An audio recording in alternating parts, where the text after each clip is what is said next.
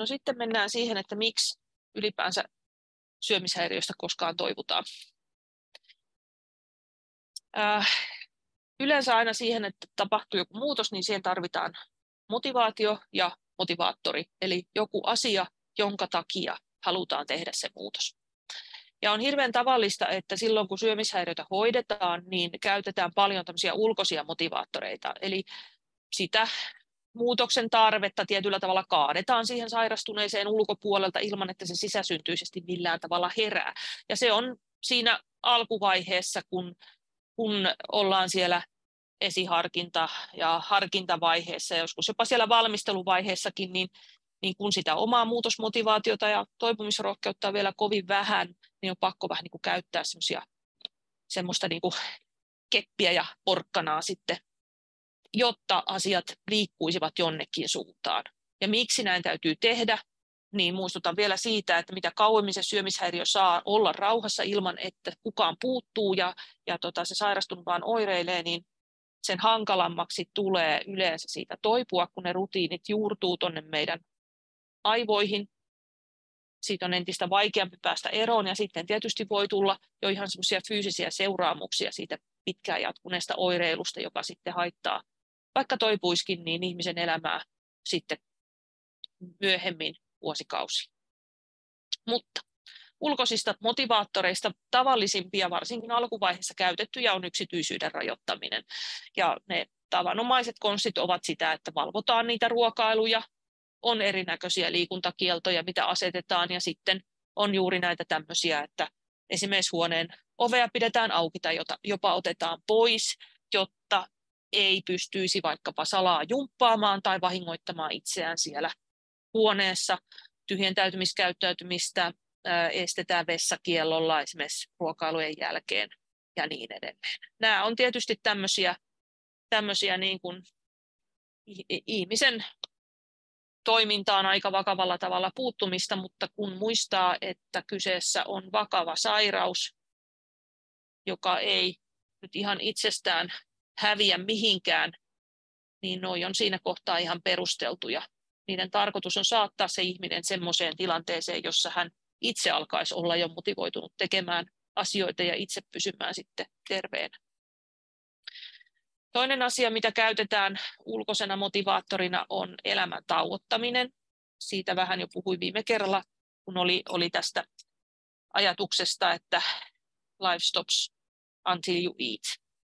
Että elämä pysähtyy, kunnes sinä syöt, kunnes ruokailut sujuu. Tämä ei ole pelkästään sitä, että se olisi jonkunnäköistä kiristystä, vaan ihan sitäkin, että jos ihminen on huonossa ravitsemustilassa, syömishäiriöitä sairastaa, niin sellaiset asiat, jotka entisestään heikentää sitä ravitsemustilaa tai kuluttaa sitä vaivalla sisään mennyttä energiaa, niin ne on ihan järjettömiä, koska ne taistelee sitä yritystä vastaan saada se henkilö toipumaan. Eli se voi tarkoittaa sitä, että vaikkapa urheiluharrastus pistetään tauolle, ja ihan yhtä lailla kuin jos on vakava fyysinen sairaus, niin ihminen ei välttämättä ole kykeneväinen silloin käymään normaalisti koulua tai opiskelemaan tai käymään töissä, vaan hän saa sairaslomaa, niin ihan yhtä lailla syömishäiriö, vakava sellainen, on aihe pitää taukoa myöskin näistä asioista. Kyllä niihin niin kuin on mahdollista myöskin esimerkiksi koulun kanssa niin kuin neuvotella sitten, että miten ne asiat myöhemmin tehdään esimerkiksi henkilökohtaisen opetussuunnitelman, mikä hoiksi ne nyt onkaan, niin sen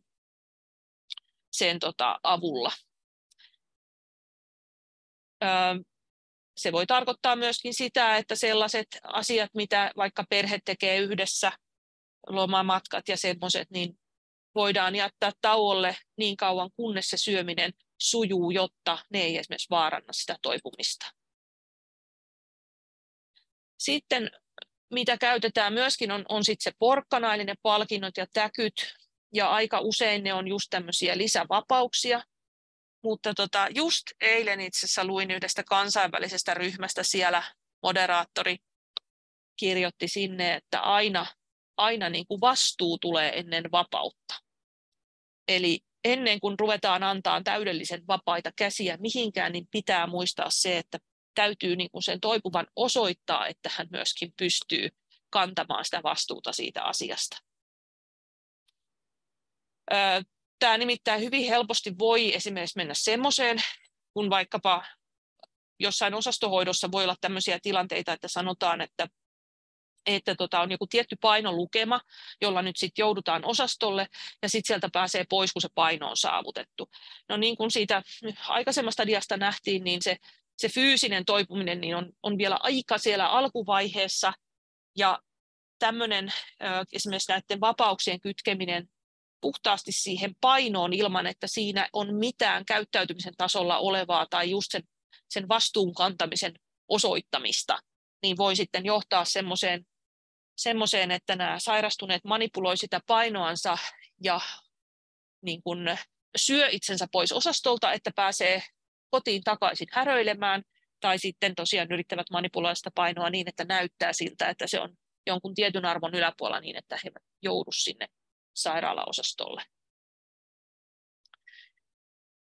No yksi sitten, mikä voi toimia niin kuin semmoisena positiivisena palkkiona, on esimerkiksi joku tämmöinen hartaasti toivottu asia. Se voi olla vaikka lemmikki tai matka jonnekin, johon on asetettu ehdoksi jotakin tiettyjä asioita, minkä pitää sujua, jotta tämä voidaan toteuttaa. Ja täältä nyt en sanoisi tätä kiristykseksi, vaan sillä tavalla, että ei tätä pysty toteuttamaan turvallisesti, jos nämä ja nämä asiat ei suju. Annan nyt esimerkin. Meillä oli lemmikki, eli koiranpentu oli tavoitteena tyttärelle, ja siinä esimerkiksi oli hänelle annettu kyllä ihan painotavoitteita siihen, plus sitten käyttäytymisen tasolla, eli ruokailukäyttäytymiseen liittyviä asioita, että mitä piti pystyä toteutumaan, ja perusteena sille oli se, että hän tiesi, että hän joutuisi osastohoitoon, jos hän olisi huonommassa ravitsemustilassa, ja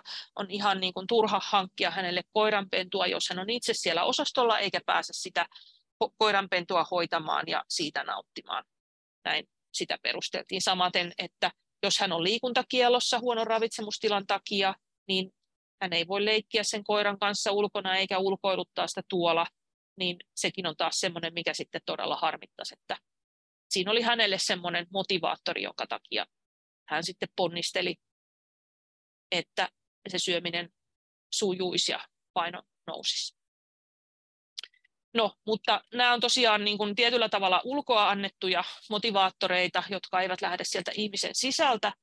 Ja jos puhutaan sitten sisäisistä motivaattoreista, niin ne on juuri tämmöisiä omia ajatuksia siitä, että mitä minä saan, kun pääsen eroon tästä syömishäiriöstä.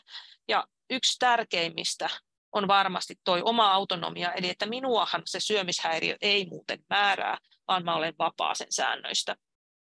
Ja tämä on kyllä niin kuin semmoinen, joka sitten ruokkii hyvin pitkälti sitäkin, että myöhemminkään ei astu enää samoihin ansoihin, kun muistaa, että mitä siitä voi seurata. Vähän niin kuin mä näytin siellä ylläpitovaiheessa, että mikä kävi mielessä, mutta en tähän tarttunut. Samaten toi vapaus syömishäiriön säännöistä, niin se on sellainen asia, joka esimerkiksi oma tytär on sanonut, että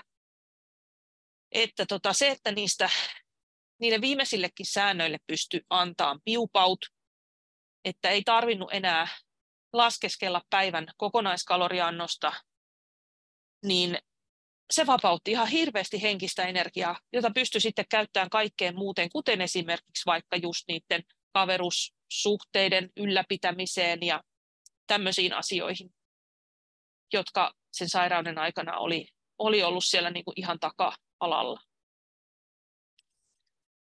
Sitten sairastuneelle toipuvalle voi olla tosi tärkeä ajatus siitä, että mikä se mun elämän tarkoitus oikein tässä nyt onkaan. Että miten mä haluan viettää tämän mun elämäni. Omalla tyttärellä hän tajusi keskusteltuaan yhden toipuneen, mutta pitkään aikanaan sairastaneen tämmöisen kaverivertaistukijan kanssa, että kuinka tämän kaverin nuoruus oli tietyllä tavalla kulunut ihan hukkaan, kun hän oli sairastanut sitä syömishäiriötä. Hän oli ollut osastohoidossa tai pelännyt niin paljon esimerkiksi niitä yhteisiä tilaisuuksia, jossa syötiin, että hän ei ollut päässyt viettämään ylioppilasjuhlia. Hän ei ollut apiristeilyllä, ei ollut vanhojen tanssissa. Häneltä oli jäänyt niin kuin isoja tämmöisiä tärkeitä asioita väliin kokonaan sen syömishäiriön takia. Ja tytär sanoikin, että ei hän niin kuin halua kuluttaa hänen nuoruuttaan siihen, että hän nyt vaan täällä kotona käkkii tai pahimmillaan on osastolla, vaan hän haluaa elää niin kuin muutkin. Tietysti jos on muusta kuin teinistä kysymys, niin siellä voi olla sitten ajatuksissa jo sitä, että mä haluan pystyä opiskelemaan, mä haluan pystyä hankkimaan työpaikan, mä haluan perustaa perheen, saada ehkä lapsia jossain kohtaa. Haluanko mä, että minut muistetaan sinä laihana tyttönä, että sekö on mun hautakivikirjoitus vai onko siellä jotain muutakin siitä, mitä mä elämässäni tein. Se voi myös olla jotain, mihin löytää semmoisen oman intohimon tai joku harrastus tai taito, semmoinen, jota haluaa viedä eteenpäin ja joka tuo elämään sitä sisältöä sen syömishäiriön tilalle. Joillakin toipuvilla se voi olla esimerkiksi myöskin vertaistuen antaminen tai niistä omista kokemuksista jakaminen niin kauan kuin se asia on niin kuin semmoinen tuore ja itseä koskettava. Että he kokee, että se on saattanut auttaa hyvin paljon siinä lopullisessa toipumisessa. Ja nämä sisäiset motivaattorit on se, minkä takia ihmiset sitten loppuviimeksi pysyy terveenä ja niin kuin lopullisesti toipuvat. Tuossa on yhden nuoren naisen tämmöinen unelmakartta siitä, että mitä ne hänen syynsä siellä toipumisen taustalla oikein onkaan. Ja jos sitä nyt katsoo, niin siellä on tämmöisiä ihan niin kuin tavanomaisia asioita, että mitä uskaltaa ja voi taas tehdä, mutta myöskin toki sellaisia asioita, jotka on sitten ehkä pidemmän tähtäimen suunnitelmia, mutta jotka hän koki, että se syömishäiriö veisi häneltä, jos hän vaan jäisi sinne kaninkoloon. Ihminen on hirveän hyvä yleensä niin kuin tietämättään punnitsemaan asioita ja asioiden tärkeyttä. Me ei välttämättä sitä itse aina huomata, mutta sitä tapahtuu tosi paljon. Ja kyllä sen sairastuneenkin päässä tietyllä tavalla on tämmöinen toipumisen vaaka, jossa niin kuin toisella puolella puntteja on se syömishäiriössä pysyminen ja sairastaminen, ja toisella puolella on siitä eroon pääseminen ja toipuminen. Ja sinne syömishäiriön puolelle yleensä painavat se ahdistus, mikä herää kaikesta siitä, mitä tapahtuu aina, kun rikkoo syömishäiriön sääntöjä. Se, että niistä rutiineista ja säännöistä jonkunnäköistä turvaa ja hetkellistä lievitystä siitä ahdistukseen saa. Ja sitten se, että voi olla, että ei ole oikein muita konsteja käsitellä niitä vaikeita tunteita tai hankalia asioita, kun että turvautuu heti siihen syömishäiriöön. Nämä on kaikki semmoisia hyvin niin kuin, tietyllä tavalla opittuja rutiineja, joihin on helppo jämähtää. Mutta sinne toipumisen puolelle painavat ne ulkoiset motivaattorit, joita toiset sieltä ympäristöstä esittää, oli ne sitten ammattilaisia tai läheisiä. Ja sitten ne heräävät sisäiset motivaattorit, jotka ovat jokaisella tietysti omanlaisia. Mutta sitten myöskin se, että kun sitä ravitsemustilaa korjataan, niin se aivojen toiminta alkaa normalisoitua ja siellä tietynlaiset poikkeavat reaktiot pikkuhiljaa häviää. Eli tietyllä tavalla se toipuva pystyy myöskin käsittelemään näitä asioita eri tavalla. Hän pystyy tiedostamaan ja ymmärtämään asioita toisella tavalla. Ja etenkin vanhemmat ja toki muukin läheiset niin pystyy vaikuttamaan siihen, että se vaaka kallistuisi tänne toipumisen puolelle huolehtimalla siitä, että sitä ravitsemustilaa, että se korjaantuisi ja sitten asettamalla näitä erilaisia ulkoisia motivaattoreja, eli seurauksia tietyn tyyppiselle käyttäytymiselle tai sitten niin kuin sellaisia palkkioita tai mukavia asioita, joita kohti kannattaa mennä. Noi on tosiaan ne, johon erityisesti läheiset voi vaikuttaa.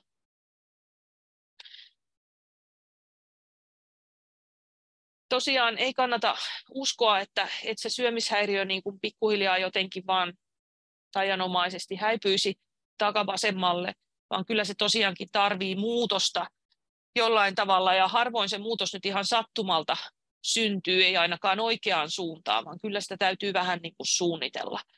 Ja tietysti tämmöisiä asioita saatetaan, varsinkin jos jonkunnäköinen ratkaisukeskeinen terapiamuoto olisi sillä toipuvalla tai sairastavalla käytössä, mutta että näitä voi niin kuin ihan itsekin, ja nämä kuuluu monesti erinäköisiin itseapu- tai tämmöisiin terapiaa valmistaviin keskusteluihin, että mietitään näitä, että miten se muutos oikein voisi tapahtua. Ja kun siellä jossain esiharkinta- ja varsinkin siinä harkintavaiheessa, kun on sillä sairastuneella se ajatus, että olisi kauhean kiva, että jotain muuttuisi, että tämä on ihan kamalaa tämä elämä, mutta mä en tiedä, mitä mä voisin tehdä. No, oma tytär taas tämän kohdan sanotti sillä tavalla, että kun hänelle perhetyöntekijät sanoi, että vähän silleen, että no voi, kun hän sanoi siitä, kuinka kamalaa elämä on, että kuinka rajoittunutta se on, niin hän sanoi, että no voi, että kyllä se sitten kuule helpottaa, kun sä toivut. Ja tytär oli, että niin, mutta kun mä en yhtään tiedä, että miten se toipuminen tapahtuu, että mitä mun pitää tehdä tai mitä tässä tarvitsisi tapahtua, että mä toivun. Eli tarvitaan niin kuin ajatusta siitä, että minkä mä haluan, että muuttuu ja miksi mä haluan, että se muuttuu. Varsinkin tämä miksi mä haluan, niin se on nimenomaan sitä, että mikä se on se minun motivaatio tähän nyt. Mikä se on se syy, miksi minä haluan tehdä näitä asioita. Sitten pitää tietysti tietää vähän, että mitä niitä askeleita on, jota pitäisi ottaa, että sitä muutosta tapahtuisi. Onko asioita, jotka auttaa tai haittaa. Ja tässä kohtaa läheinen varsinkin voi kysyä, että millä tavalla minä voin auttaa tai onko jotain, mitä mun ei missään nimessä kannata tehdä. Ja sitten, jotta pystyisi vähän seuraamaan, että onko sitä muutosta tapahtunut, niin pitää olla joku ajatus siitä, että mistä mä tiedän, että sitä muutosta on tapahtunut.